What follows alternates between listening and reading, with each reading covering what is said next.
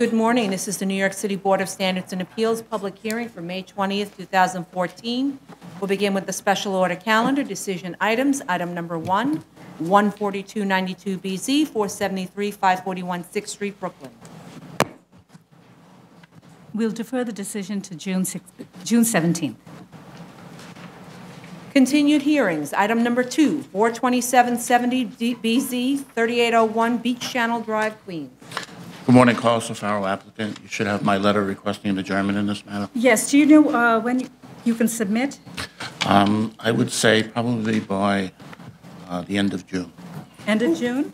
Okay, so we'll set a submission date for July 1st, and we can have the hearing on July 15th. 15th hearing, yeah, that should be fine. Okay. Thank you very much. Item number 3, calendar number 11-93BZ, 4645 Casino Boulevard, Queens, Sheldon Lobel. Good morning, Jordan Most from Sheldon Lobel on behalf of the applicant. All right, we had a few questions yesterday. Sure. Vice Chair?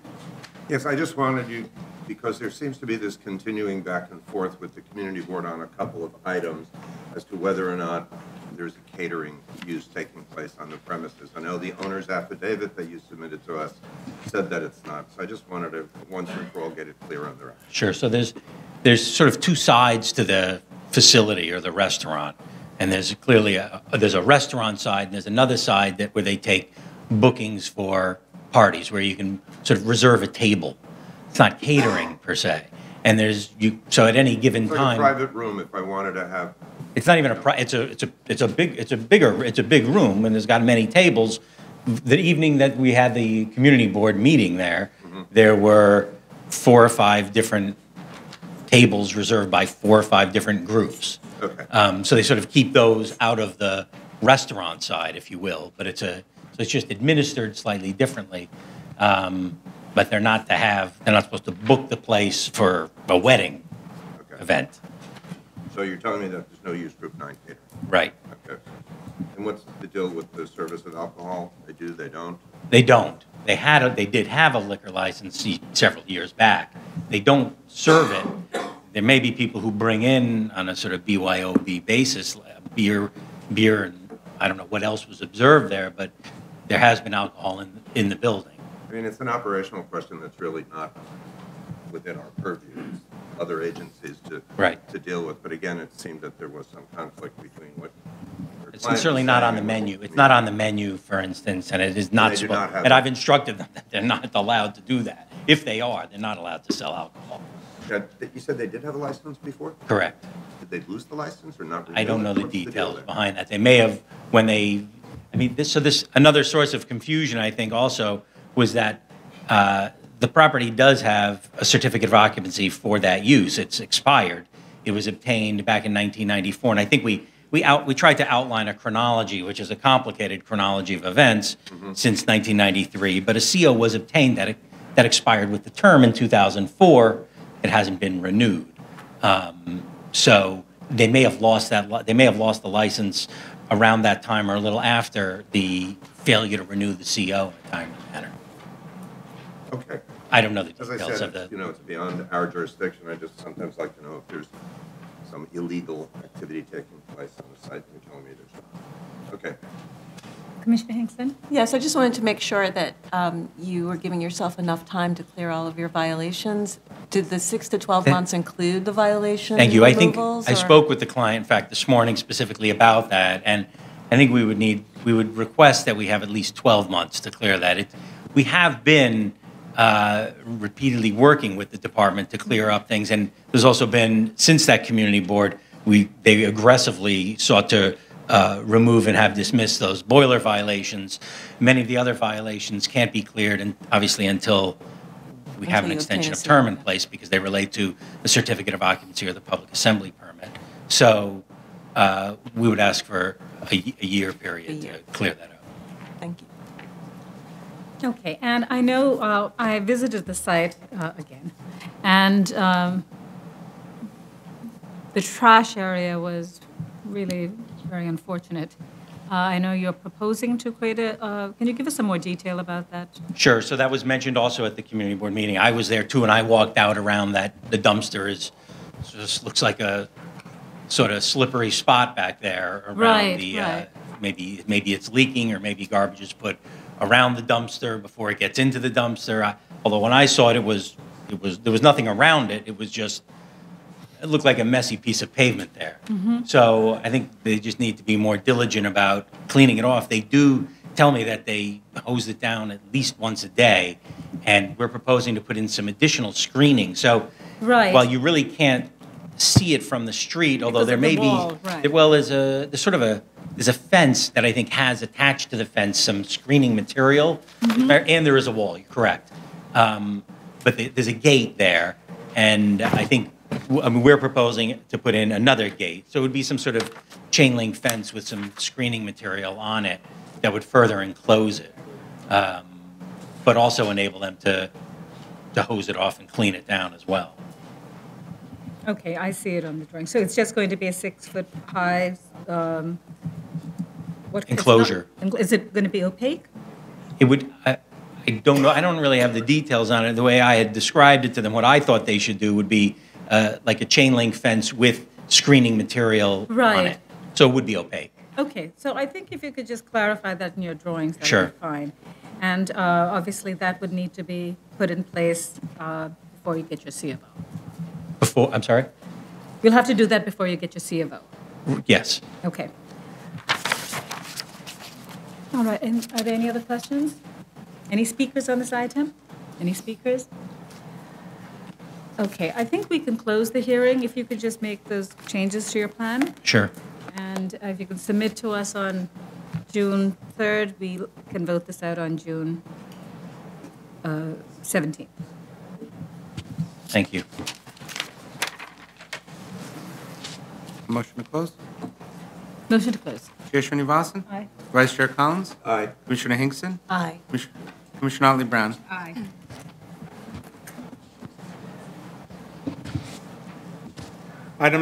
New cases, item number 4, calendar number 77586BZ, 133-33, Brookville Boulevard, Queens, Sheldon Lobel. Good morning, Jordan Mose from Sheldon Bell on behalf of the applicant. All right, we had a few comments Sure. yesterday. Okay, sure. One of them, I think, because you're asking for the removal of the term, and as a part of this amendment, we're looking at allowing you to have a more sort of seamless parking lot that extends to the boundaries that face the residential. I think it'd be good if you actually notify the neighbors, if you notify within Right. 200 feet. So if you can do that by the time we have our next hearing on this. All right, and Commissioner Hinkson? Yes, I know that you're removing some of the landscaping, of course, to make one large parking lot, but I'm wondering if there's the opportunity for you to include some landscaping to soften the effect of the larger lot. Sure, so. We had spoken yesterday about whether or not there were any regulations you needed to follow in terms of that, but barring that, would you be able to give us some sort of landscaping plan, Sure. especially that, adjacent to residential? Yes, and so last night, we also had the full community board meeting was last Okay. night. They voted to support it with really two conditions. One, they'd rather see the term on there. Okay. And then I actually took another drive by the site, and I saw that on 133rd Avenue, which is the street that faces the residential homes, there are really only 2 street trees in the sidewalk there, and there are at least 10 sand street Right. tree wells Right. available for trees, and I think on our plan we're even showing more than that on the plan. So you're planning to put street So trees we all would along? we would propose to plant at least that many street trees that there are wells and really, I guess, comply with the plan to the extent we can. There's probably 15 trees shown at least on the plan, and there is at midway on the portion of the parking lot that is Lot 1 that faces those houses. There's a number of sort of low hedges, arborvitae type trees and bushes that are inside the site. We're we'd rather not plant too many more of those, only because I think they'll start to encroach on the parking. But we would consider if the board would want, we would consider a fence, maybe a wooden fence in addition to right now, which is a chain link type fence that's there, but something that creates more screening. But I think that with the trees or just the trees are sort of a couple different things that we're considering.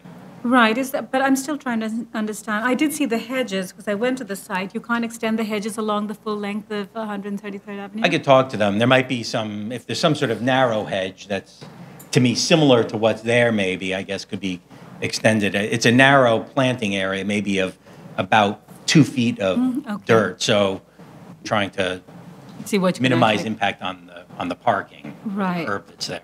Okay, and maybe you can come back and show us that alternative. And if you are looking at another kind of fence, which is more opaque and residential friendly, Yes, maybe I you can give us a understand. detail of that. Sure. All right. Any speakers on this item? Actually, Yes. sorry. Speakers? Yes. In reviewing the file again, there was one of the conditions that was included in the original variance was the hours of operation are from 8 to 6. And that's something that, frankly, is not really observed. It's very difficult to accommodate that. It's hard to tell commercial office users, government offices that you've got to vacate the space at 6 o'clock. I can say that certainly after 6 o'clock, the building, obviously the use in the building dramatically decreases and the intensity of use is significantly reduced.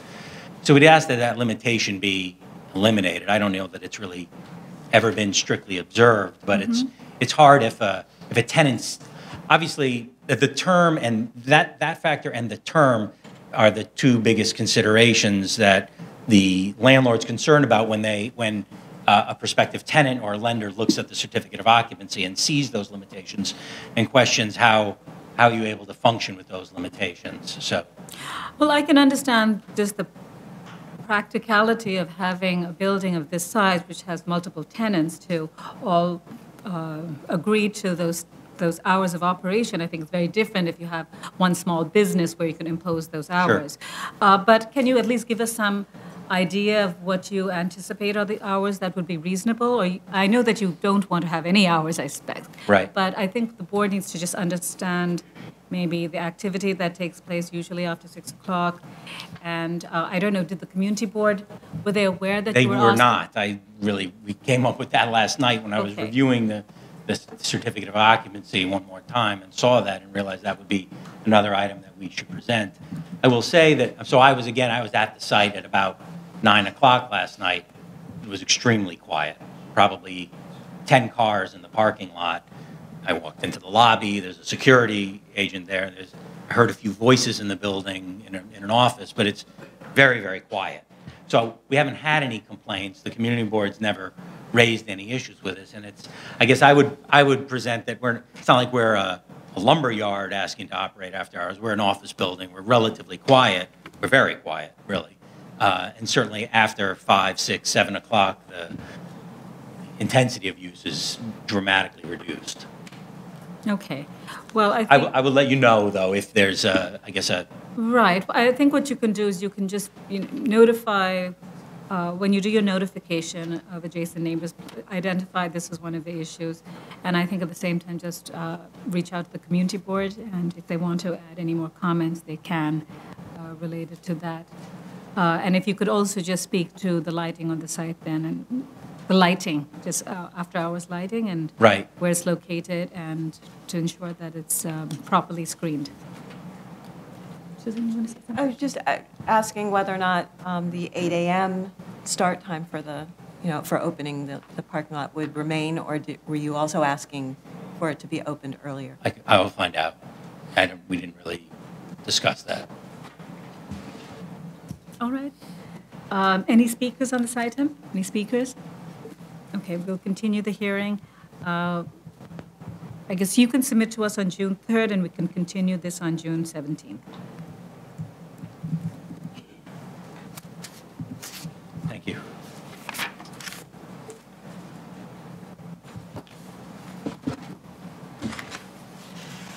Item number 5, calendar number 24503BZ, 160-11, Willets Point Boulevard, Queens, Jeffrey H. Hester. Jeffrey Chester, Gonzalez, Sadju, and Harlem for the applicant. Good morning, Commissioners. I was at executive session. The only concerns seem to be with the signage on the site. Is that correct? Yeah, there were a lot of extraneous signs on the site, flags, banners, specials of the week, that kind of thing. All of that will be removed, and we will be in compliance with C1 district regulations. We'll present photographs to that this week. Okay. Any other questions? Any speakers on this item? All right, if you can submit to us so what did we say, June 3rd? And we can continue the hearing on June 17th. Are there any speakers on this item? Okay. Thank you.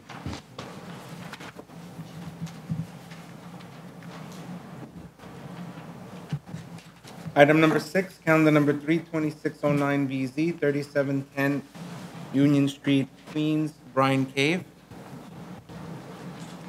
Good morning, Commissioners. Judy Gallant on behalf of the applicant. Are there any questions for the applicant? No. Any speakers on this item? Any speakers? We can close the hearing. Chair Srinivasan. Aye. Vice Chair Collins. Aye. Commissioner Hinkson. Aye. Commissioner Montanez. Commissioner Ali Brown. Aye. We'll set the decision for June 17th. Thank you.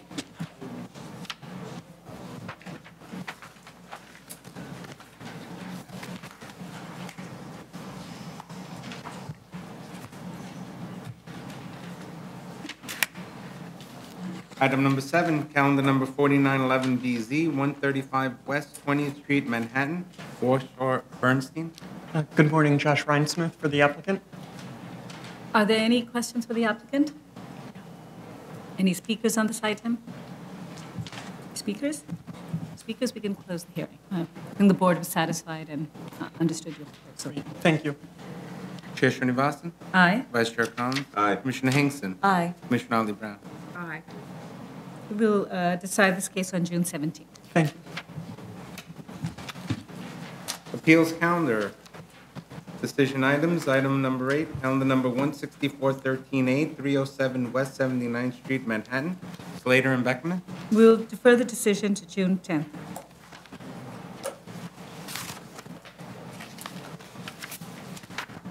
Continued hearings, item number 9, calendar number 29613A, 280 Bond Street, Brooklyn, Jack Lester.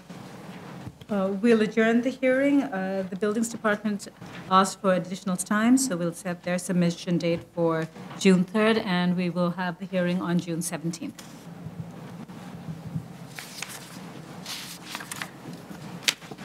Item number 10, calendar number 3314A, 902 Quentin Road, Brooklyn, Rothkrug, and Spector.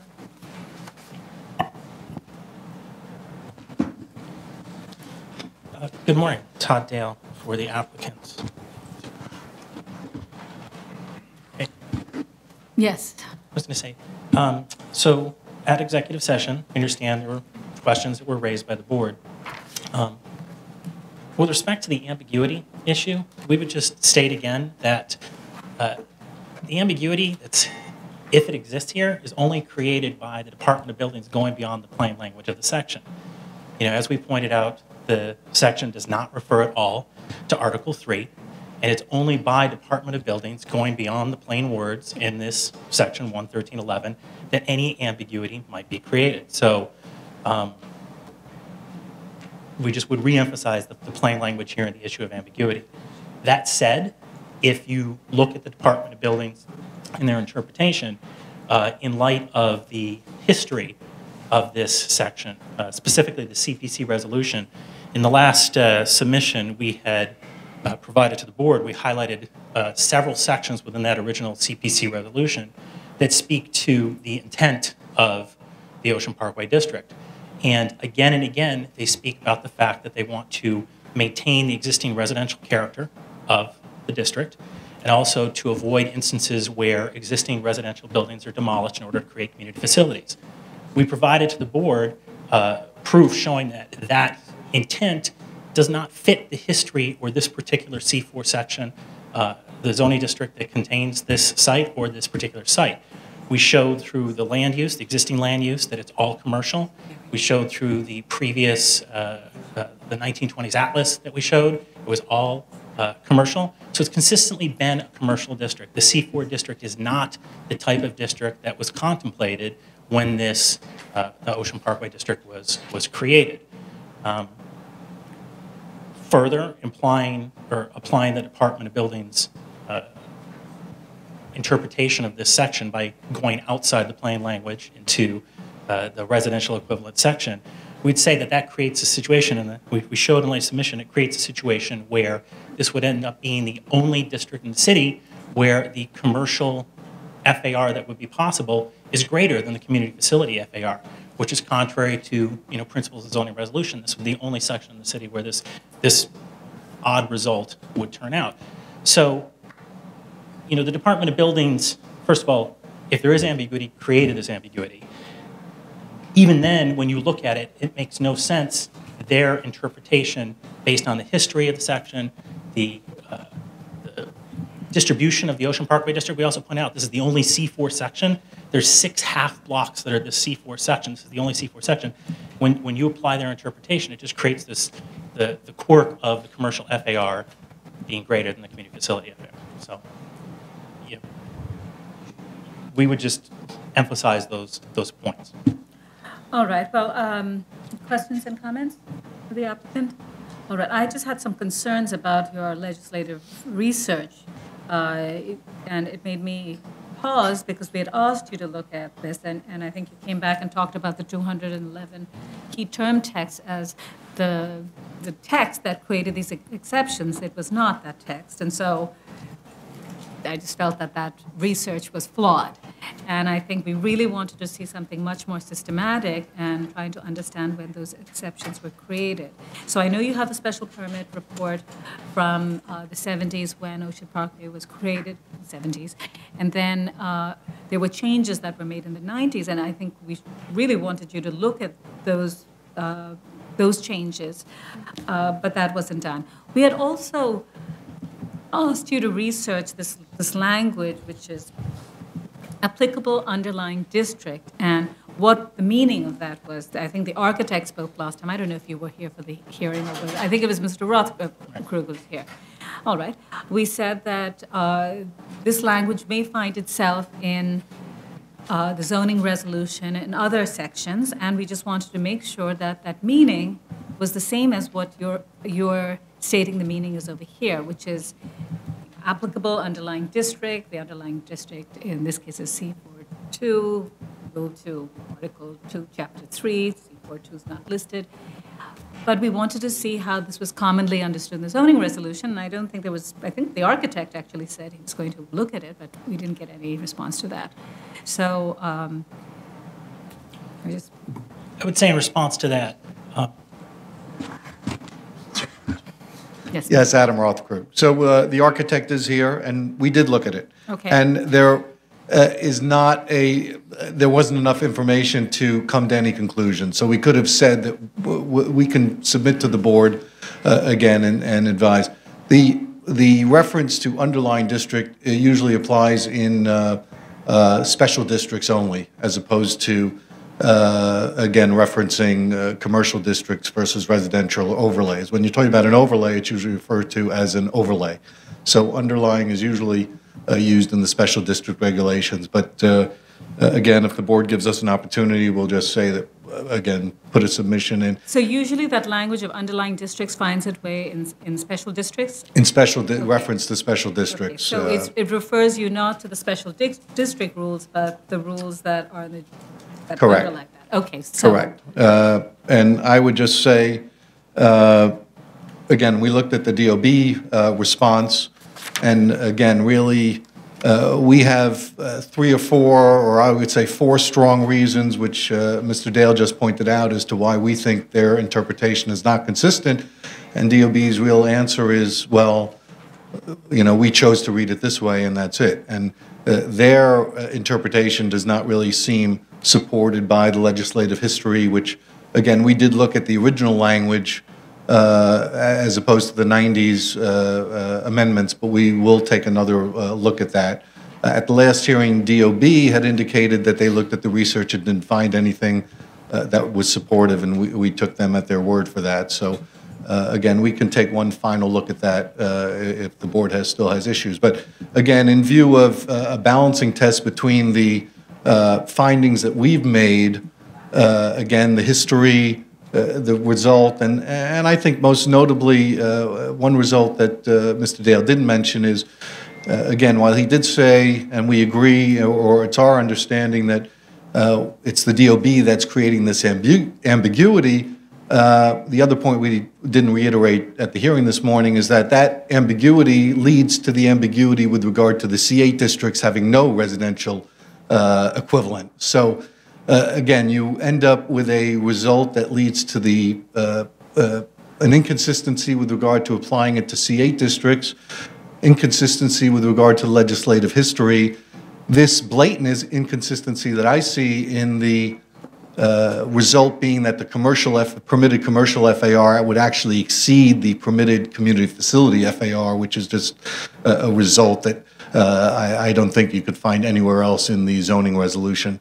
And again, an inconsistency with the history of development and all the findings as they apply to this site. So again, balance that with what the DOB has put out. I just think the arguments are very strongly in our favor. All right. Thank you, Thank Mr. you. Ross. Mr. Rantia?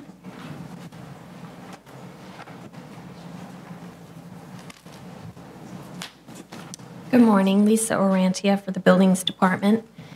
The department maintains that its interpretation was correct, that in this special district, we have this broad applicability language that sends us to the bulk regulations of Article 2, Chapter 3. In the text, there's no express exception for commercial districts. We know that there's this commonly used method for applying residential district bulk regulations in commercial districts with residential district equivalents. We have City Planning Council's office that supported the department's position, and we believe the decision is consistent with the intent as expressed in the city planning reports, which tell us that bulk of community facilities is to be restricted in the special district, and that's the result that we get here. Right, but that the special, the City Planning Commission report does talk a lot about the residential character of the neighborhood, and and especially if you look at Ocean Parkway, there are large swaths of R3, R5 districts, and it seems kind of silent in areas where you find a mix of residential and commercial uses. So I think in terms of just the intent, I don't think it's clear from that report that it was intended. So just going back to the applicant's argument regarding plain text, and it says Article 2, Chapter 3. So you go to Article 2, Chapter 3 just to hear their argument, and they're a C42. They don't see themselves listed, right? R7, R6, R5, doesn't see C42. It's the common understanding and interpretation of the Buildings Department that sends them to Article 3, Chapter 3. Is that correct?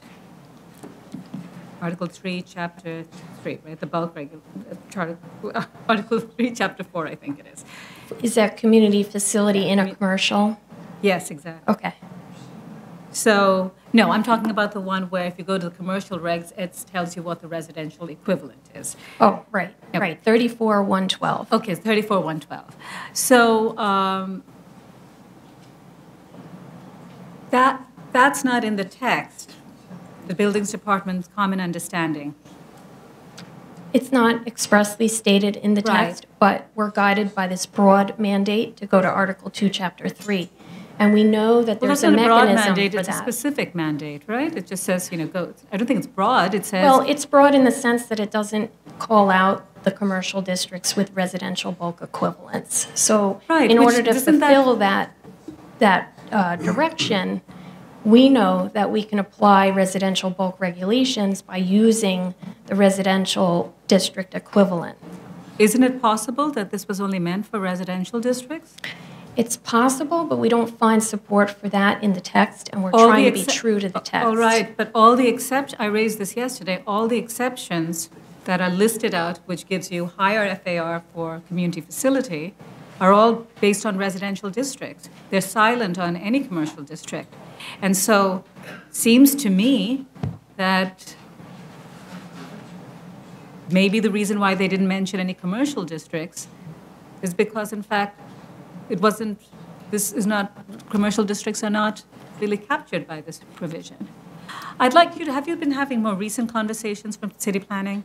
Yes, and in fact, I got a message last night that City Planning Council's office would like to opine. I understand that the board has reached out to the borough office for an opinion, but we do have in the record the letter of support from the council's office, and they would like to have an opportunity to review this again and have further discussions there. Right. I just think that this is obviously a complicated case, even though it seems very simple, but if you dig into it, it's actually, it's left me sort of thinking, well, it could go this way, could go that way.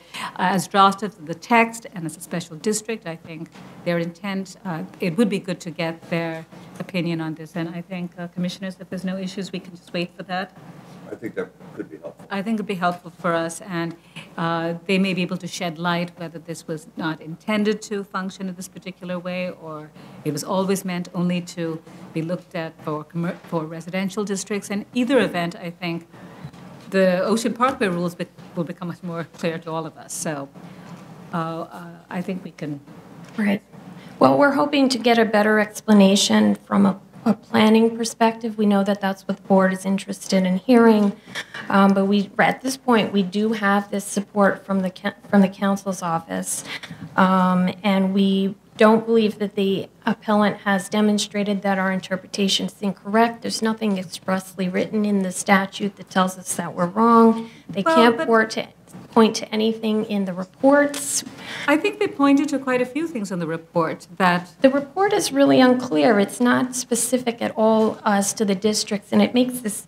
But it's not specific to what you're saying either. Correct. No, I don't rely on the reports for the basis of our interpretation. Mostly we're looking at the language of the statute itself. We look at the reports, and we find, even in the report that you mentioned yesterday, this was the related report. Is that the lead report that you have? The mapping. Okay, right. you have that with you. This was 1993, and the only thing it says there is all new community facility developments or enlargements are limited to residential bulk regulations of the underlying districts. Again, that doesn't really help us with this question before us, so I don't think that there's anything in the reports that's all that helpful. But perhaps city planning can share something more with us. But again, I'd just like to repeat that if there are unintended consequences in this case, those have to be addressed by a text change. It cannot be just that we adopt an interpretation that we believe furthers the intent where there's nothing specifically stated in the legislative history. Okay. But just to understand the Buildings Department's logic, or the way they've moved through this, is they've read this text, you go to Article 2, Chapter 3, it's out bulk regulations for residential buildings in residence districts. You look through the list, you don't find any commercial. You find there's a reason to look beyond that, and you go to the City Planning Commission report, which is silent on whether it's commercial or residential. You've seen other examples in the zoning resolution, which you identified for us, which actually identify the commercial district. So I didn't understand how that relates to this, because here they didn't identify the commercial district. So I think even you looked at Bay Ridge Special District, I think the language is different there. I think it's much more explicit. So I know at a very basic level, I understand where the building department is coming from, and I read the report and it says something very clearly. In fact, actually, the report was more clear than the way the text has been drafted about the residential bulk regulations will apply to the community facility buildings. And Right, and kind that of just appears says that. to be a statement that governs no matter what district you're in, your underlying district. Right. It's telling you to apply the applicable residential bulk regulations.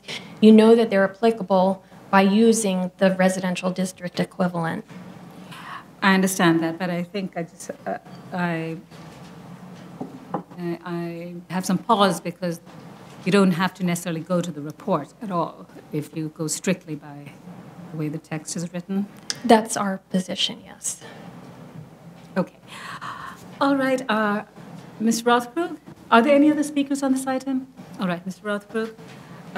Yes. Yes, I did just want to make two additional points. One is that when city planning did amend the language in 2011, it was part of the broad key terms amendment. But again, they did specifically for this section add exceptions to when you look at Article 2, Chapter 3, and they didn't refer to this. The other discrepancy that I forgot to mention is the fact that, again, as the way it's interpreted, the fact that you would not be entitled to a special permit to have the community facility apply in this commercial district while you would in all the residential districts, again, none of this makes sense. And again, we would just argue that city DOB is creating the ambiguity and then determining it in a way that creates all these inconsistencies. So we don't think it's a case where you have to look further than Article 2, Section 3. And again, but we have all the support on our end of the argument. Okay. All right. If there are no other speakers, this is what I suggest. I think we want to leave the record open for city planning. The Buildings Department, do you want to submit anything else into the record? All right. But I think we should close the hearing today. We will wait for city planning. We'll give them 2 weeks. And I guess that would be June 3rd. And Mr. Rothkrug, you can have... Could have 1 week to respond. Okay, so that's June 10th, and we can set the decision date for June 24th. And I guess Thank you we'll very have much. everything in the record, and then the board can deliberate and decide which way it wants to go. Thank you. Motion to close. Chair Srinivasan. Aye. Vice Chair Collins. Aye. Commissioner Hinkson. Aye. Commissioner Ali Brown. Aye.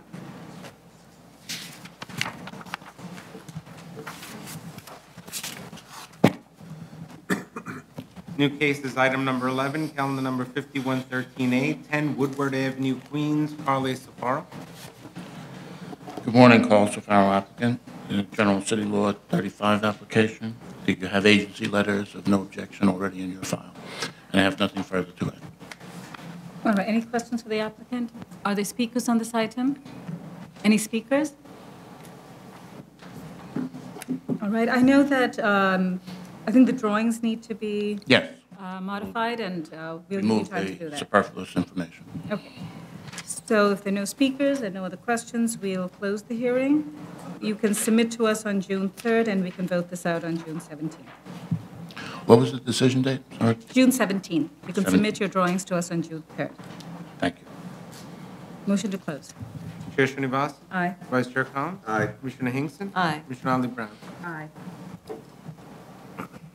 Thank you. Item number 12, calendar number 5913A, 11-30, 143rd Place, Queens, Carly Safaro.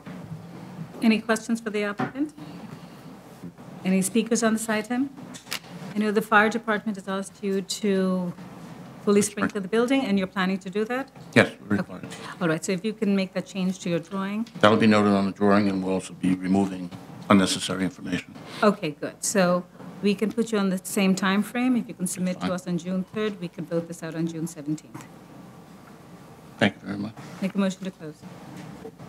Chair Srinivasan. Aye. Vice Chair Collins. Aye. Commissioner Hinkson. Aye. Commissioner Ali Brown. Aye.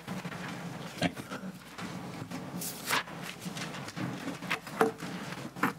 Zoning calendar, decision items, item number 13, calendar numbers 26312BZ and 26412A, 232 and 222 City Island Avenue, the Bronx, Shun Lobel.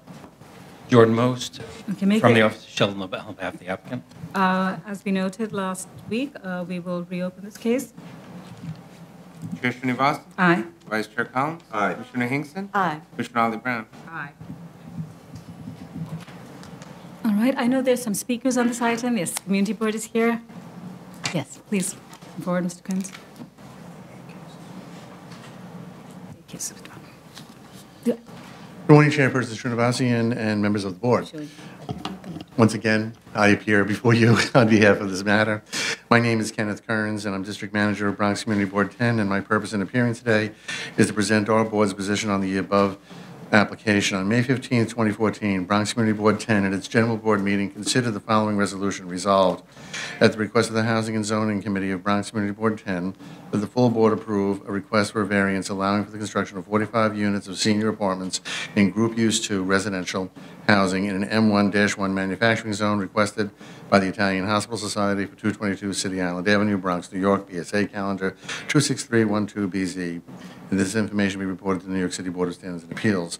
The full board rejected this resolution and did not recommend the extension of the variance. The rejection is predicated on the following. The applicant seeks a residential group use 2 in an M1-1 zone. This board has not in the past made an accommodation for any project of this nature. Number 2, Bronx Community Board 10 has undergone downzoning, which has been augmented by the existing regulations for waterfront areas of the board. Therefore, the board cannot approve a plan that flies in the face of the city's own regulations concerning construction in flood-prone areas. The applicant has submitted new plans for this project, and while the board has acknowledged the amended plans, it's still troubled by certain aspects, principally the applicant's continued use of the site within a floodplain. Hurricane Sandy saw the evacuation of nursing homes and assisted living facilities across the city. It is common knowledge that City Island has flooded in the past and will all likelihood flood in the future. To place any facility housing any population in areas such as this, in our board's mind, is pure folly. The applicant would like to construct a facility with a floor area ratio FAR of 0.60. In our opinion, the FAR precludes the establishment of any green streets, setbacks, or other open areas preventing the building from receiving natural light and the advantages associated with green initiatives such as bioswales to prevent flooding. These factors combined contributed to the board's decision to reiterate its historic opposition to the granting of any variance to this applicant. Thank you for your attention and consideration in this matter. Thank you. Are there any questions? All right, just on the question, the floodplain, you said that building the floodplain is pure folly? Yes. Okay, for any kind of development or just for this development? And I Well- ask you that because I know that initially when they had applied for this application, they did ask for a waiver, and I think you're aware that they're not asking for the waivers, so they are going to be following the regulations that apply to floodplains. Okay, yes, we are aware. We just don't believe that anything that houses any residential component should be in a floodplain at all, especially a vulnerable population such as senior citizens. City Island, during the last storm, Hurricane Sandy, went under an evacuation order. And the 1202 housing development that's there, Pilot Cove Manor, unfortunately refused the entreaties of the police department, the fire department, the community board, and the mayor's community assistance unit, and the Office of Emergency Management, and refused to go. They were lucky. The water had risen. There were problems. There will be problems. There always will be problems. So we will continue our opposition to putting a vulnerable population, such as senior citizens, in a situation like that when it's prone to storms. It just is. And all the indications that we have in our board office from the Office of Emergency Management and the Office of the Mayor's Office for Resiliency and the National Weather Service and the federal FEMA people and the Build It Back people have told us all along there's going to be continuous flooding. And just on a personal note, when I was bestowed this wonderful job, I was summoned to City Hall, the Blue Room, where I had never been before, and I was told flat out by OEM that congratulations on your new position, you're going to lose half your district in a Force 3 hurricane. So, given these facts, we really just can't do this, and we just don't feel it's in the public interest to do it or the safety of the proposed residents. Okay. Thank you, Mr. Thank you. And can I leave this? Yes, you can leave it with her. Next speaker? Thank you. Good morning. My name is Barbara Delensek, and I'm, excuse me, and I'm here representing the City Island Civic Association. It's our understanding that given the applicant's most recent alterations to the project, as well as comments made at an executive session, that your board is likely to approve the variance for a permit to build 45 units of senior housing. First of all, I'd like to start by thanking the board for its efforts to reduce this project by almost 80% and for restricting the floor area ratio to conform to that of the surrounding community. Most importantly, we greatly appreciate the board's insistence on maintaining City Island's 35-foot height limit, which was adopted by city planning in 1977 to protect our unique historic small-town character. Thanks to your diligence, the proposal you're prepared to approve is far more acceptable to the community than what was originally submitted, and it sets a significant example for future developments of sites here on City Island. Unfortunately, because of the fast-moving process before us, our association will not be able to meet before the board closes its hearing on this matter. But our community board continues to oppose the granting of the variance, and we believe they have our best interests at heart. We wish to emphasize one particular point made by the community board on this matter, which is the flood risk that this site could pose in the future once it's largely covered with impermeable materials. The idea of placing a vulnerable senior population in harm's way and of increasing water runoff to the neighborhood in case of heavy rainfall is disconcerting to many.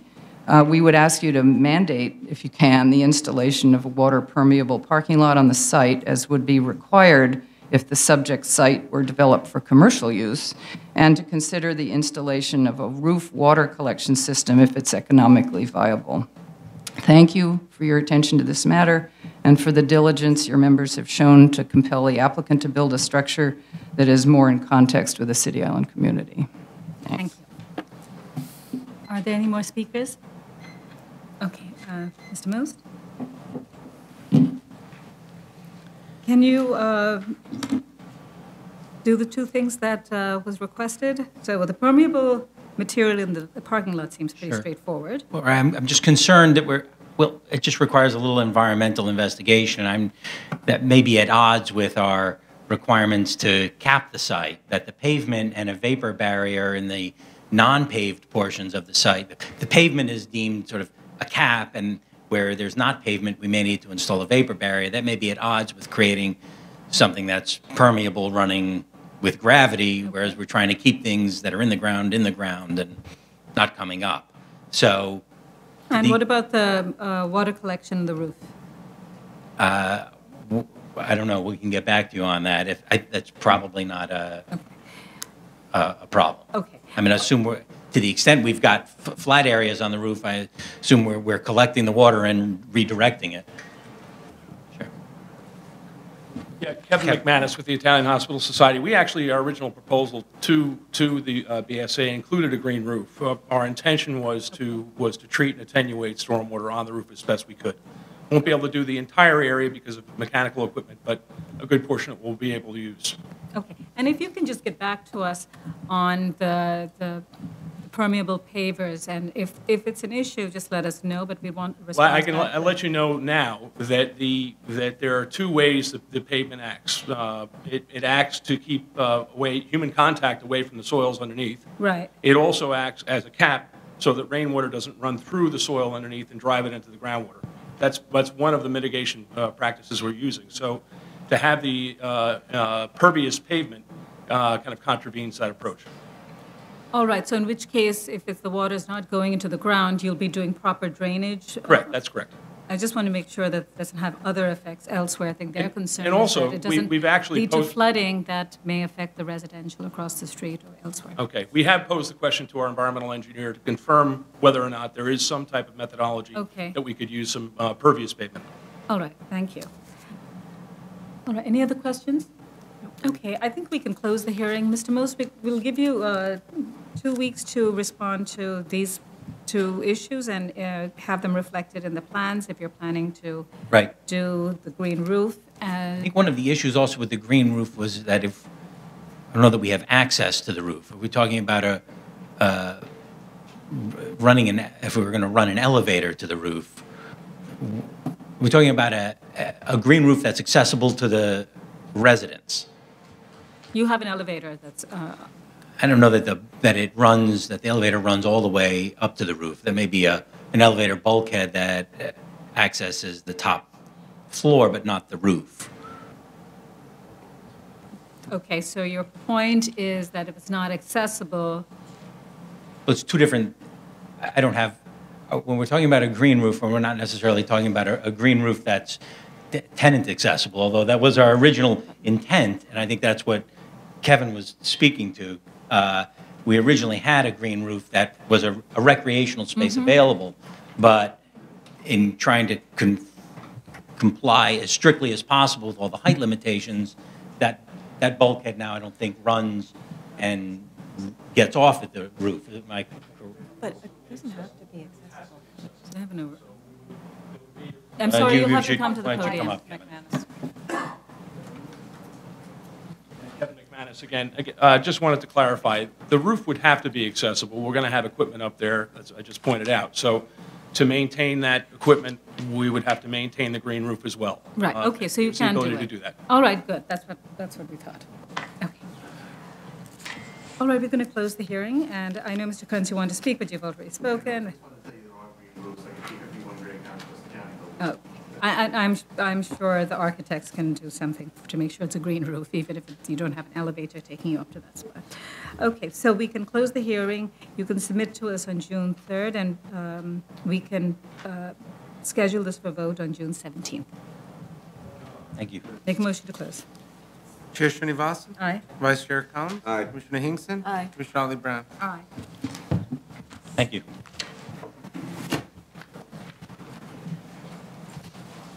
Item number 14, calendar number 22813BZ, 157 Columbus Avenue, Manhattan. Eric Feinstein. Richard Bass for Herrick Feinstein. Madam Chair, Commissioners, Madam Chair, congratulations on your nomination. Thank We you. look forward to working with you in your new position. Make a motion to grant? Chair Srinivasan? Aye. Vice Chair Collins? Aye. Commissioner Hinkson? Aye. Commissioner Ali Brown? Aye. Thank you all.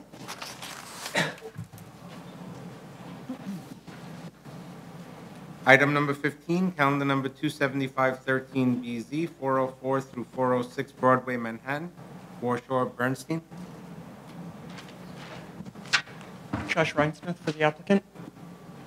Motion to grant? Chair Srinivasan? Aye. Vice Chair Collins? Aye. Commissioner Hinkson? Aye. Commissioner Ali Brown? Thank you. Item number 16, calendar number 28913BZ, 473 through 541 6th Street, Brooklyn, Kramer, Levin of Palace and Frankel. We'll defer the decision to June 17th.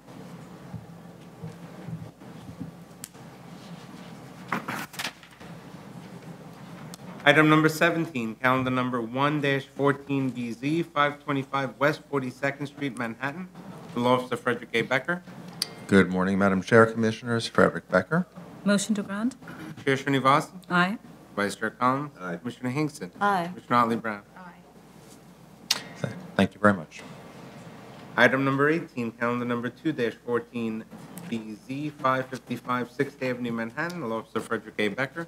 Good morning again, Madam Chair, Commissioners. Frederick Becker. Motion to grant? Chair Srinivasan? Aye. Vice Chair Collins? Aye. Commissioner Hinkson? Aye. Commissioner Ali Brown? Aye.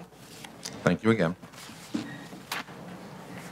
Item number 19, calendar number 4-14BZ, 1065 Avenue of the Americas, Manhattan. Rothberg, and Spector. Morning, Todd Dale for the applicant. Motion to grant? Chair Srinivasan? Aye. Vice Chair Collins? Aye. Commissioner Hinkson? Aye. Commissioner Ali Brown? Aye.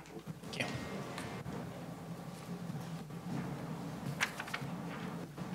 Continued hearings, item number 20, calendar numbers 78-11BZ and 33-12A through 37-12A, 7870 Winchester Boulevard, Queens. Sean Lobel.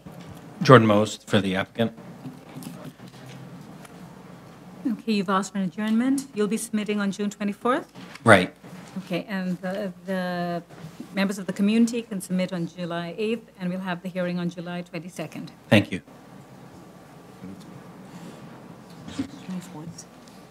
Did I say the wrong date? July 22nd.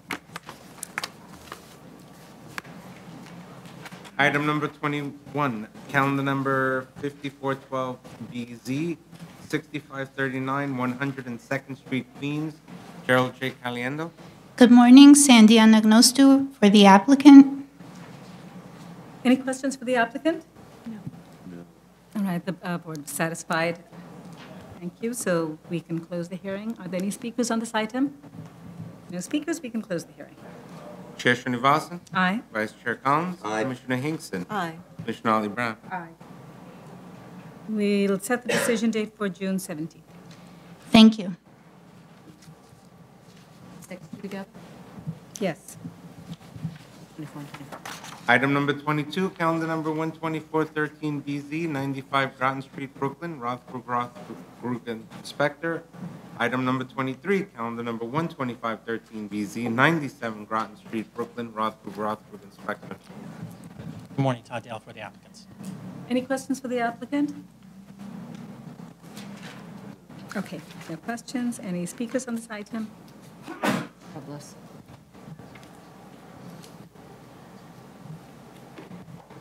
All right, no speakers on this item. Are there any outstanding issues with DEP? The last request made by DEP, we submitted that information, I believe, 7 to 10 days ago, maybe 2 weeks ago. The environmental consultant expects a response back the first week in June, so we could set a decision date after that to give a little bit of a buffer. All right, so we can close the hearing and we'll set the decision date for June 24th. June 24th? Yes. Make a motion to close. Chair Srinivasan. Aye. Vice Chair Collins. Aye. Commissioner Hinkson. Aye. Commissioner Ali Brown. Aye. Thank you.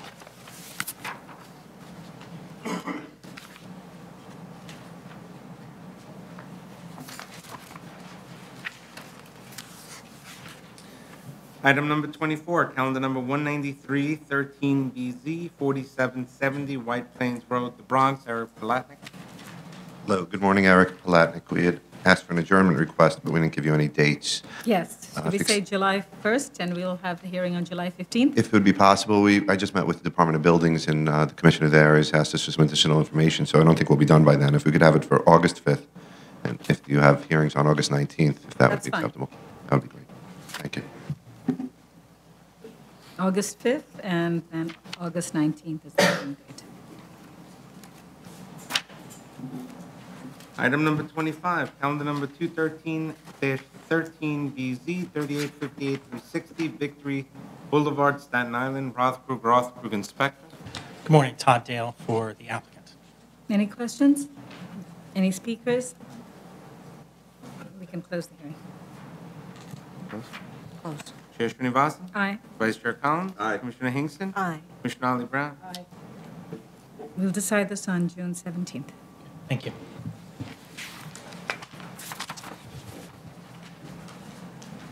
Item number 26, calendar number 31013BZ, 459 East 149th Street, the Bronx. Eric Palatnik. Hello, good morning again, Eric Palatnik. I'd like to hear what the board's thoughts are. We've obviously given you 3 different scenarios, and I see that the board still has some ideas of what you'd like to see. Commissioner?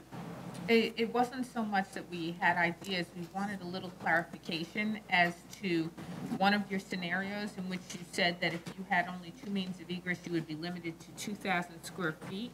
Right, the as of right. Right, because previously you had linked your number of means of egress to the actual number of students in your hearing, so we were a little confused when all of a sudden it was switched to space.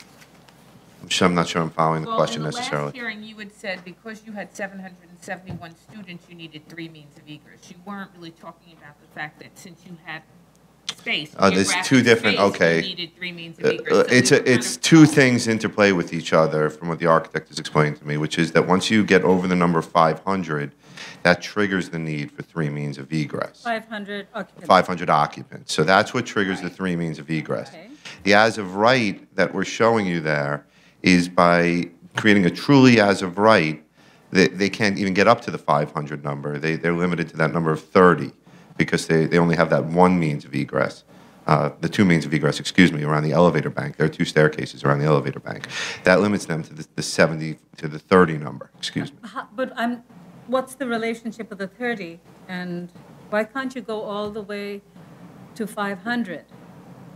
With the secondary means of egress, because they're limited to a pathway of 75 feet maximum distance. And then the interplay is that once you get up to over 500, with two means of egress, you're limited. And then the occupancy count at that point kicks in at over 500. There's an occupancy requirement. I understand your question. I'm I not think understanding the regulations. I think that's the I problem. think that's the problem too. And Right, I'll so have the you have this one small space, I think it's 2,000 square feet. Correct. They have how many means of egress? they have two means of egress to that, and they're limited there to a travel distance of 75 feet to the nearest means of egress. When I'm sorry, just explain that to me. the furthest point of travel within the space couldn't be no more than 75 feet. Okay, but and the two means of egress they have at that point, I know where they are, they have access, which is... At the elevator bank, around the elevator Right, bank. and so you have more space, which will be still 75 feet. Right? You couldn't, I'm not understanding it, I'm sorry. Is the architect here?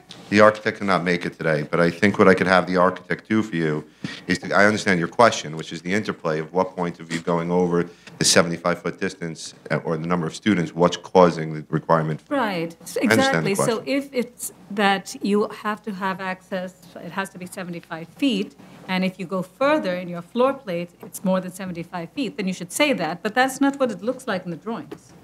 So I may be wrong, but... I'm going to go to the... I think you need to show on your drawing the furthest point from the exit and identify that as over 75 feet. Because it's difficult to tell from your drawing exactly where that 75 feet would kick in. I don't think he's put that on the drawing. Right, but the distance after that, when you use the entire floor plate, no. You have two different factors at play, and I think the architect could clarify it in a letter perhaps for the board. You do have a distance requirement and you have a number of occupant requirements. The distance requirement, of course, is the bare minimum that you're at 75 feet maximum travel distance from the points of egress. And then, of course, what's holding back the facility from being utilized in a larger capacity on the as-of-right plan is that you can't get any other space within a 75-foot travel distance that could still accommodate the number of students. And I think I'll have the architect put that in a letter for the board if it would be helpful. Okay, other questions? It's not clear. I mean, the architect can put it, but just give me 1 second. I mean, for me, it would be helpful if he put it on the drawing in some graphic form, and then beside it, tell me what code section he's looking at. I'll be happy to. And then be able to draw it out for me so that I know exactly how he's calculating his 75 feet and why he then would say, I am beyond that, and therefore I can't accommodate X amount of people. I think that's what his argument is. But it's not clear. It's not clear in the writing, and it's not clear in the drawing. We'll get that clarified for the board.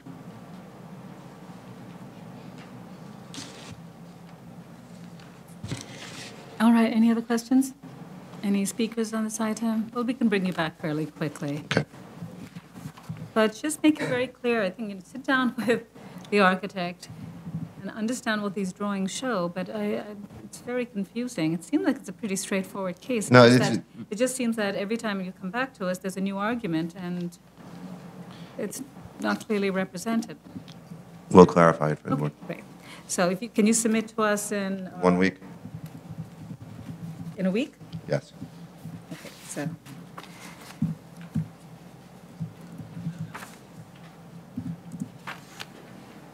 In a week. So what's that, May 27th?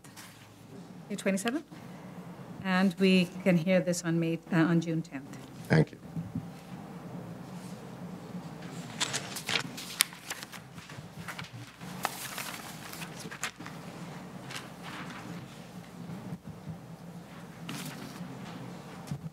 Item number 27, calendar number 3/1913BZ, 1800 Park Avenue, Manhattan. Eric Feinstein. Good morning, Jennifer Dixon for the applicant. As you know, we've submitted a revised traffic study that I think better represents and refine the data more closely to represent both the site's unique location and the fact that it's a multifamily building, and found that the demand was at 118 parking spaces. So, Okay, any questions? Any speakers on this item? No speakers, we can close the hearing. Chair Srinivasan. Aye. Vice Chair Collins. Aye. Commissioner Hinkson. Aye. Commissioner Brown. Aye. I know that you had asked to be on fast track, so we'll set the decision date for June 10th. great, thank you. Item number 28, calendar number 3/2513BZ, 3170 Webster Avenue, the Bronx. Eric Palatnik. Hello again, Eric Palatnik. Any questions for the applicant? Any speakers on this item? Okay, we'll close the hearing. Chair Srinivasan. Aye. Vice Chair Collins. Aye. Commissioner Hinkson. Aye. Commissioner Brown. Aye. We'll decide this on June 24th. Thank you. New cases, item number 29, calendar number 26613BZ, 515 East 5th Street, Manhattan, loss of Marvin B. Mitzner. Morning, Madam Chair. Commissioners, Marvin Mitzner, the applicant. This is hopefully the penultimate decision in case to finally dispose of 515 East 5th Street after all these years. Rather than go through a history of the case, I think the board is fully aware of what transpired, and I believe we've established in our submission that there was good faith reliance. There were two objections that remain, one dealing with floor area, for which we're asking for a waiver, and the second dealing with the sliver law, for which we're not asking for a waiver.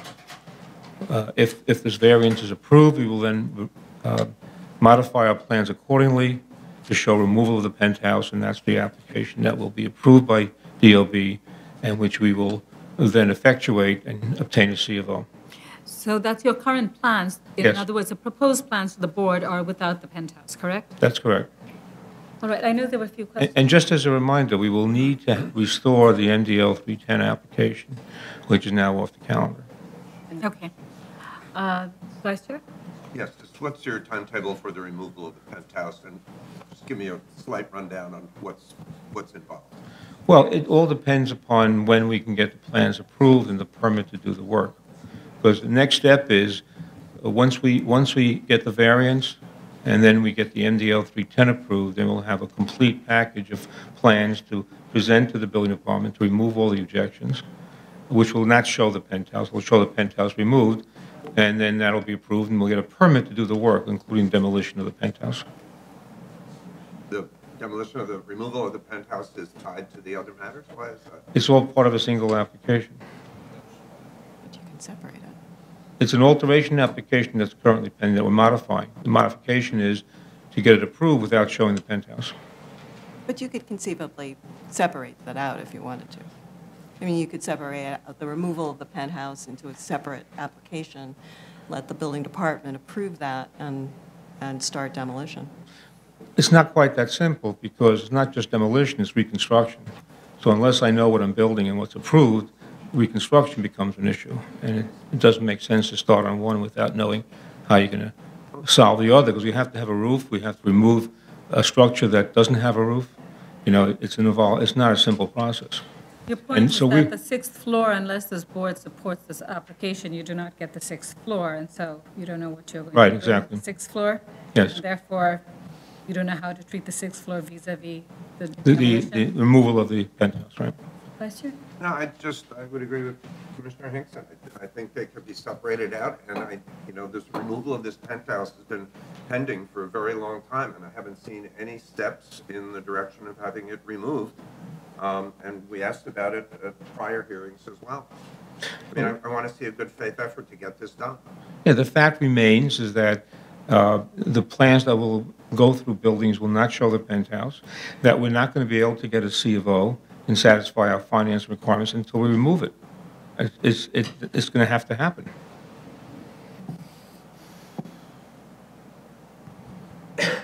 I'll think about it. I'm still troubled by your recalcitrance to move more quickly on the removal of the penthouse. Well, it's not that. It's that we can't begin a demolition job unless we know what we're building. And we don't know what we're building until we have plans submitted to DOB based upon this board's decision that is approved, that we know what we're building. It's part of the same process. Maybe a separate application, but it's part of the same process. I know Commissioner Otley Brown had some questions. Brett, I had a question on whether or not you can simplify the financials. Instead of doing that building residual, which is based on capitalized income, which isn't pointing to either of the iterations that you have, either the as-of-right or the proposed, which is kind of making it confusing, can you just do a site value that is land plus a depreciated 5-story building, then add on for either the as-of-right or the proposed, either the 6 stories, the 6-story and alteration costs, or in the proposed, I mean, the as-of-right, wait, just add the development cost of the 6-story and the penthouse, and then the demo cost for the penthouse into the as-of-right. But in the proposed, add the income for the 6-story, and then just the development cost for the 6-story, and then set it against the income for each one to show either it's going to be feasible or not. Okay, yes, we can do that. I understand. We Monday understand. than today, so you can look at the film from Monday. Understood. All right, any other questions? Are there speakers on this item? Yes, please come forward. Be given 3 minutes.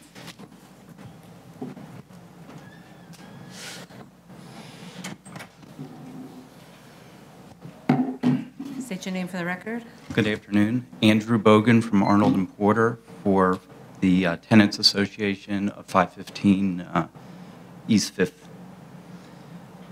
We've been here before on some of the prior applications, and we've reviewed the submission by the owner, and we do not believe that it's compelling in any way. There is all of the 5 elements for granting a variance are addressed in the headings, but in reading through it, we believe that basically the application is premised on the notion that the owner feels that they were that they relied on a Department of Buildings rule that the Department of Buildings could waive, in effect, a zoning requirement. Regardless of whether that's an accurate portrayal, we don't believe that they've addressed the other issues that need to be addressed. In particular, I think Commissioner Brown's observations on the economic analysis are on point, and also Vice Chair Collins' remarks about the bad faith are particularly important, considering. I don't think I used that phrase. Well, I'm sorry. That's okay. We question whether there has been good faith here, that because the 6th floor and the penthouse have been occupied now for 7 years without a certificate of occupancy. So when you question whether or not there will actually be a removal of the penthouse, we fully agree with that point. Let's see. We also, in reading through, in particular, I didn't see anything that really pointed out any unique physical condition that warrants a variance. I just didn't see anything in there that speaks about that.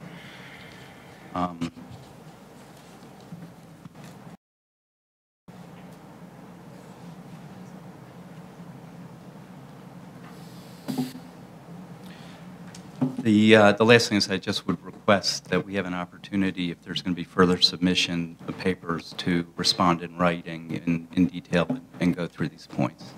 Okay. Thank you. Thank you. Are there any more speakers on this item? Yes, you're here, please.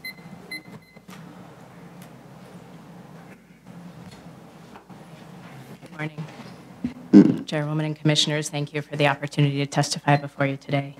I'm Karen Lowe, offering this statement on behalf of the Greenwich Village Society for Historic Preservation, the largest membership organization in the West Village, East Village, and NoHo. We ask that the requested variance for a sixth-floor addition to 515 East 5th Street be denied. As we all know, this is a last-ditch attempt to rectify a situation that has been questionable at best from the start. As the board is aware, the underlying application was initially permitted in March 2006 under DOB's professional certification program, in other words, without benefit of a DOB plan examination. In early May 2006, DOB audited the plans, and one of the very first objections raised at that time was that the addition violated the sliver law. The plan examiner subsequently approved the plans without demanding any changes in light of the sliver law objection. Nor was any reconsideration granted by any senior official of the DOB that expressly overruled that objection. In other words, how and why the plan examiner reapproved the plans in June 2006, the sliver law objection notwithstanding, remains a mystery to this day. What we do know for a fact is that the owner had constructive notice of the sliver law violation no later than May 2006 when the objection was first raised by DOB.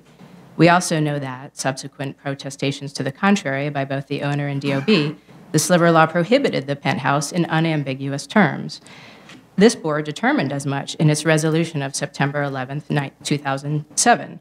While it is true that DOB later defended the permit before this board, by that time, the addition was not only fully complete, it had been occupied, albeit unlawfully, since at least December 2006, according to DOB records. Obviously, when actually constructing the penthouse, the owner could not have relied on what DOB told this board after the fact. I'm sure everyone followed that. The owner's good faith argument is furthermore undermined by subsequent actions. By September 2007, when this board ruled on the legality of the penthouse, the owner knew for a fact that it was contrary to zoning, yet he continued to rent it out as the upper part of 4 duplex apartments. He made no good faith effort then to amend his plans in order to comply with this board's determination.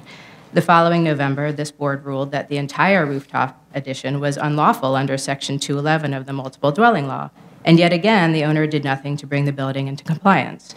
In fact, flouting now 2 separate resolutions by this board, not to mention several DOB violations for occupying the addition without a C of O, the owner made no effort whatsoever to bring the building into compliance, choosing instead to continue collecting rent for the 4 unlawful apartments. That was nearly 6 years ago. Even if the owner relied in good faith on the invalid permit back in 2006 when he built the addition, he has demonstrated only questionable or poor faith since. Even if he has an argument to legalize the 6th floor pursuant to proceedings before this board, he's had no right to occupy those apartments without a C of O. In November 2008, about the very same time this board... If you can just complete your...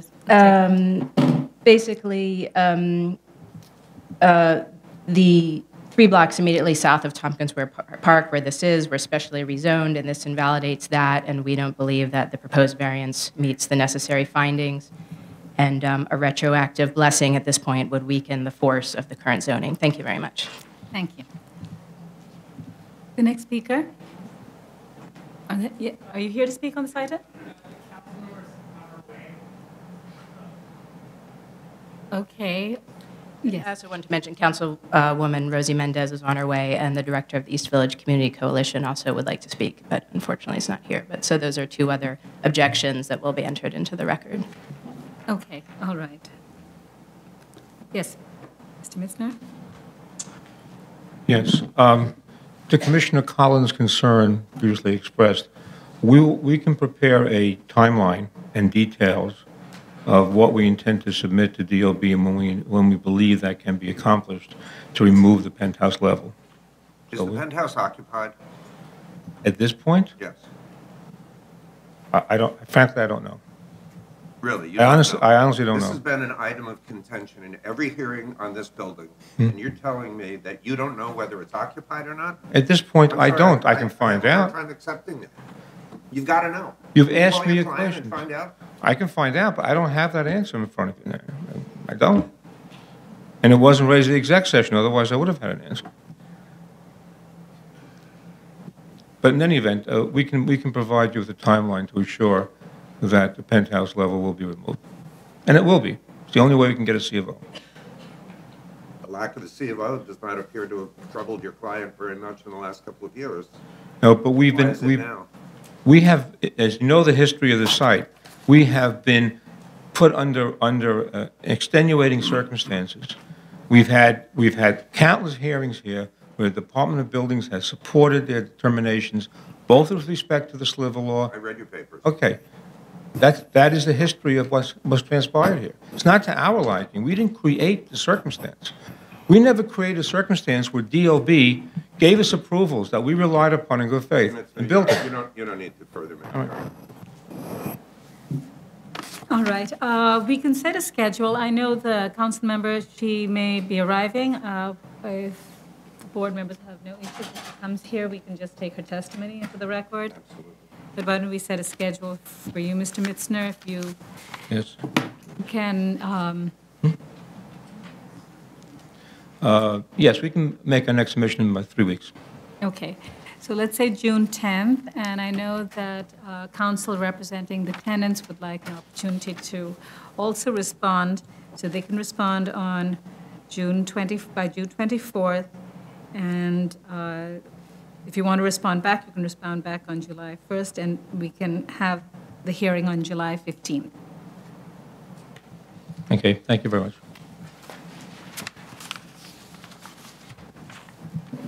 Item number 30, calendar number 32613BZ, 16-16 Whitestone Expressway, Queens, Rothkrug, Inspector. Good morning, Adam Rothkrug. All right, we had a few questions. Commissioner Otley-Brown? Yeah, I had a question about the parking demand study, and you have a modal split of 57.7% auto and 15.4% bus and 15% subway. Where is the closest subway? And I ask that because I'm concerned that that subway station might be so remote that the people who are assumed to take the subway might actually spill over into your auto, which would create a bigger parking demand. My understanding of the modal split is that first, to answer your question, the number 7 train is in Flushing. But my understanding of the modal split is that if someone's going to take a subway to a bus, that it appears in both the subway modal split and the bus modal split, so that people likely taking the 7 train then would have bus access that runs close to the property. Oh, okay. So that's my understanding. Commissioner Otley-Brown, you satisfied? Yeah, with the answer? because then Okay. it means that it won't spill over into auto use, that it's actually assumed that people will take either one or both of those modes of transportation to get. Correct, so it appears on both. Okay. Any other questions? Could you address the issues raised by the community board? I think they had some potential conditions. We appeared before a bunch of community board hearings. They were concerned. That with 2 issues. They were mostly concerned that people that missed the entrance to the parking lot would continue down Whitestone Expressway Service Road and have to back up. Well, the fact of the matter is that it's a one-way street. So if people miss the entrances, you have to go around the block. It's not the most convenient block to go around. But we did agree with them 2 things. One is that first we're going to have 2 entrances, so people would have to miss 2 entrances in order not to have access to the lot.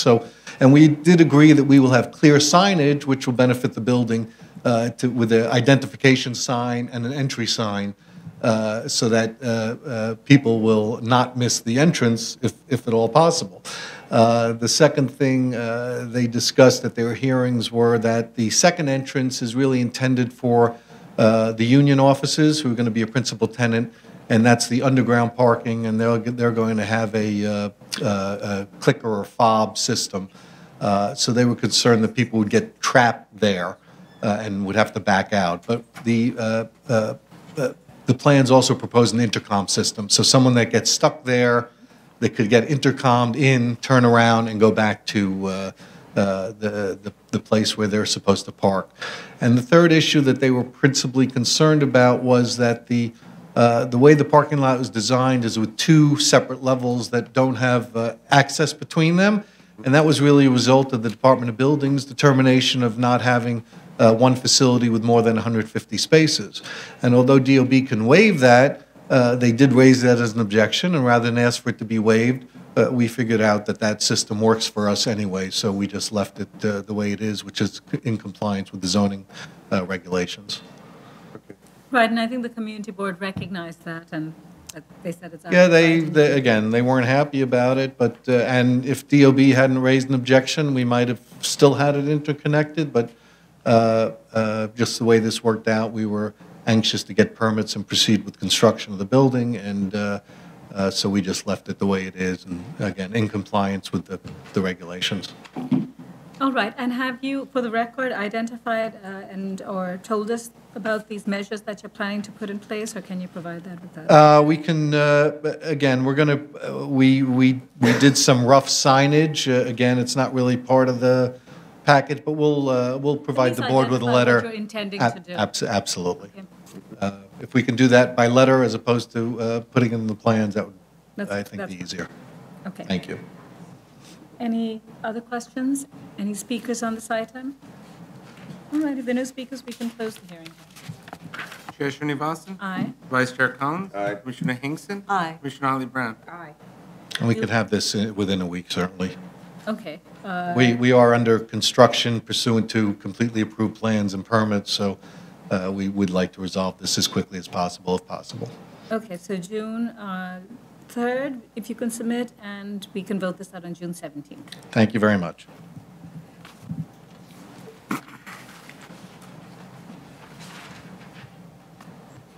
Item number 31, calendar number 32713. Oh, yes, before we do this item, why don't we call back East 5th Street? Because the council member's here. 66.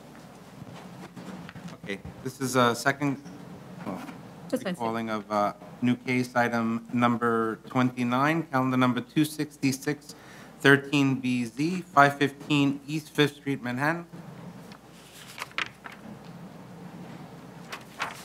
Thank you very much, and I apologize.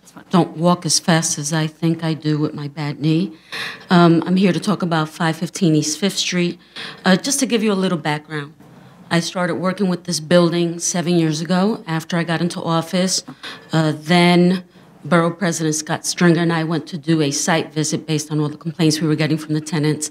And at the site visit, once we got into the lobby, we opened the rear door. The tenants told us to open the rear door, and there was no staircase and like a 8-foot drop to get into the rear yard.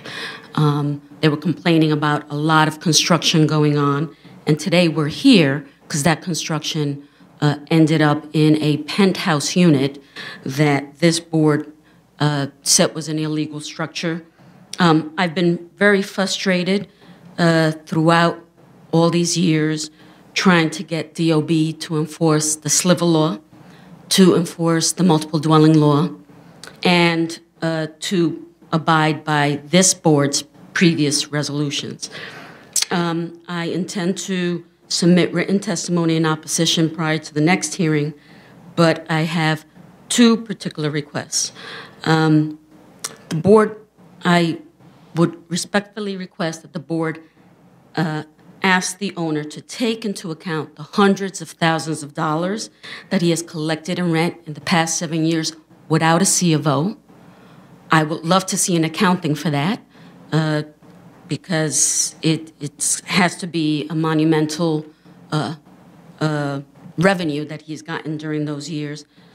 Additionally, I'm requesting that the DOB, since the DOB has, in my opinion, proven itself powerless to enforce the multiple dwelling violations that it has written up for unlawful occupancy over the years, that this case be adjourned and that the hearing, the case be adjourned and that the owner show that the units are no longer unlawfully occupied. So in preparation for removal of those penthouse units. So I want to thank the board for taking the time to reopen this to hear my testimony today. There is someone from the community who's also been working on this that just showed up with me. I don't know if we can allow her to give testimony on behalf of our not-for-profit community group. That's fine. She can come forward. Thank you very much. Thank you.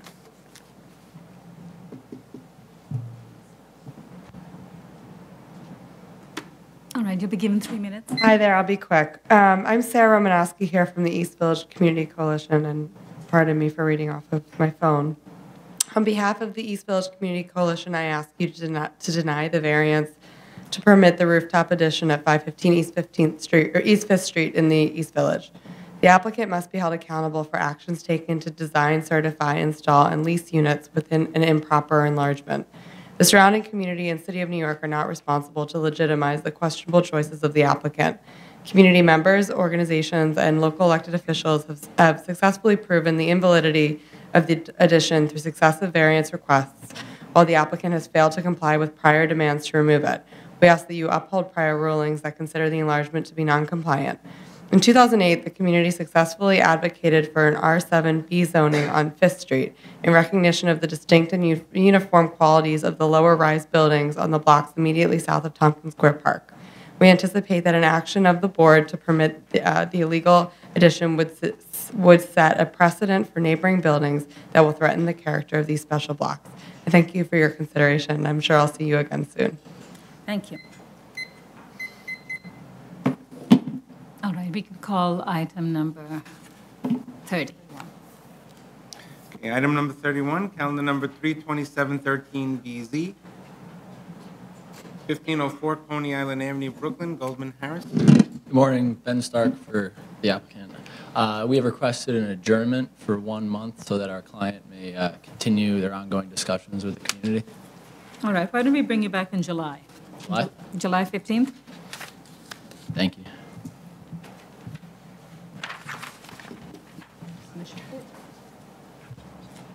Oh, okay. Is there anybody here to speak on this item? Because I know we had sent the notice. Any speakers?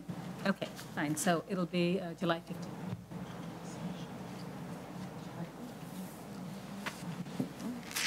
Item number 32, calendar number 914BZ, 4168 Broadway, Manhattan, Warshore, Bernstein. Josh Rhinesmith for the applicant. This is an application for 2 special permits to permit the operation of a physical culture establishment on portions of the ground, 2nd and 3rd floors of a building at the premises. First special permit is obviously for the ZR 7336 special permit for the fitness center.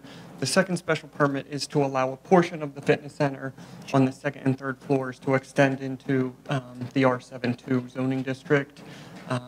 Approximately 26 feet of the lot extends into the R72, and if it wasn't for that additional 1 foot 2 inches, this would be permitted as of right.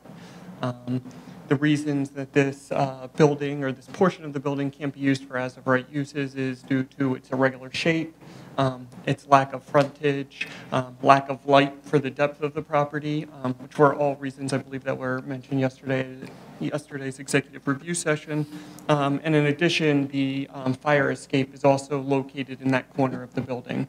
And so there's no real way to orient it to allow additional use if the 2nd and 3rd floor are used for the fitness center. I'm happy to answer any questions that you may have. Any questions? No.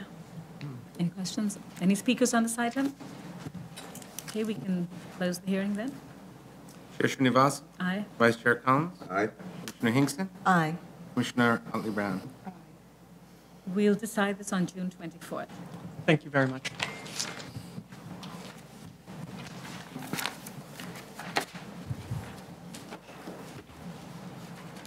Item number 33, calendar number 17-14BZ, 600 McDonald Avenue, Brooklyn, Moisha M. Friedman. Is Mr. Friedman here? Oh, I see. Okay, that's fine. We'll second call this item. Item number 34, calendar number 18-14BZ, 1245 Fulton Street, Brooklyn, Warshore, Bernstein. I didn't see it. I know, usually we do. I'm saying we're waiting. Josh Rhinesmith for the applicant. This is another 7336 special permit to permit the operation of a PCE within a new 1-story building at the premises. I'm happy to answer any questions you have. Any questions for the applicant? Any speakers on this item? No speakers, we can close the hearing. Chair Srinivasan? Aye. Vice Chair Collins? Aye. Commissioner Hinkson? Aye. Commissioner Ali Brown? We'll decide this case on June 24th. Thank you very much.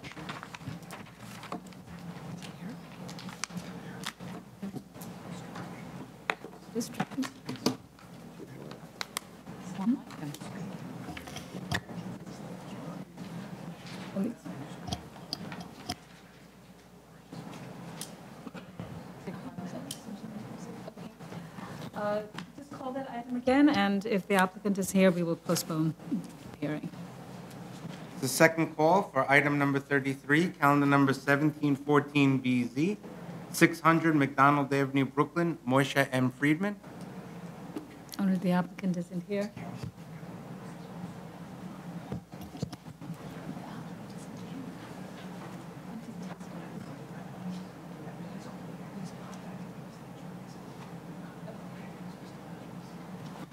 All right, I know people are here for this hearing, but the applicant is not here, so we are going to postpone the hearing. Thank you for your time today, but we will postpone the hearing for another date. We're not going to take testimony today. Procedural question, whether written objections may be added to my client's initial objection now, or if I wait for the next hearing to present or make that request. All right, you can submit any additional information to the record now or at any time between now and the hearing. By mail? You can send it by mail or you can reach out to our staff. Okay. All right, so we'll have the hearing on June.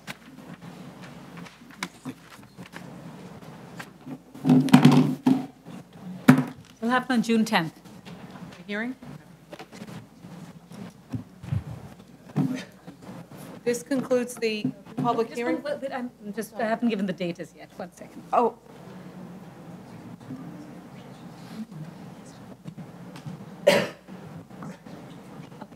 The applicant will have to re-notify, so we're going to have the hearing on June 17th. Is it possible for a date after that? I don't know if it's possible to accommodate it. I heard that the July, get another match in July. I don't know if that's possible. No, that's not possible. We can do it on June 24th. June 24th? June 24th. Okay.